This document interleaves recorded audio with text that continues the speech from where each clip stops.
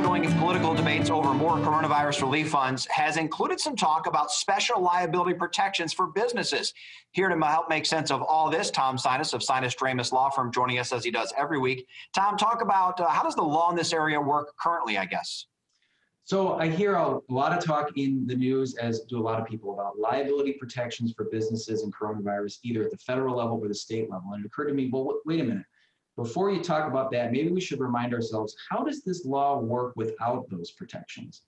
And that's really a review of what we call negligence law. So here's the basic principles that apply to any negligence claim. The first is that the victim and the defendant has to have some kind of relationship. The law calls that a duty. It imposes the duty then on the defendant to act in a particular way. Well, what is that particular way? Well, the law says that everyone who owes a duty to someone else must act reasonably. If you fail to act reasonably, then you've committed what the law calls negligence. Negligence just means a failure to use reasonable care. And the third hallmark element of any negligence claim is what the law calls causation, which means proving that the harm was in some way caused by the defendant's actions or the defendant's failure to act. So these are principles that apply even as the law as it exists now. And I think it's important to remember them as we talk about whether we're going to change the law in this area.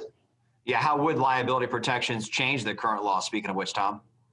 Well, it depends, of course, on what you're talking about, state or federal, and this is constantly changing.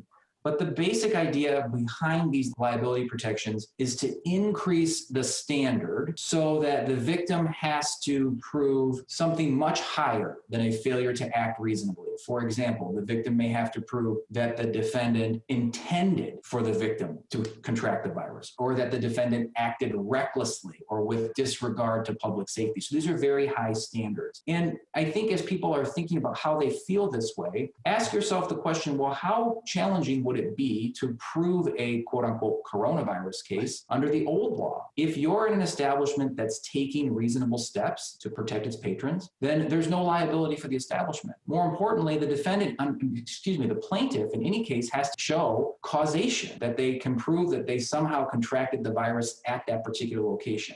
And boy, that in and of itself is a real challenge. So those are the principles that exist now, and changes of them would just mean that the plaintiff has all that much higher of a burden of proof to overcome, or a standard to overcome, to pursue a claim. All right, Tom, good stuff. How do people track you down and need more information on this topic? You can find us online at www.sinasdramis.com. Shoot us an email at info@sinasdramis.com, or give us a call at 616-301-3333. All right, good stuff. As always, thanks, Tom. Thanks, Derek.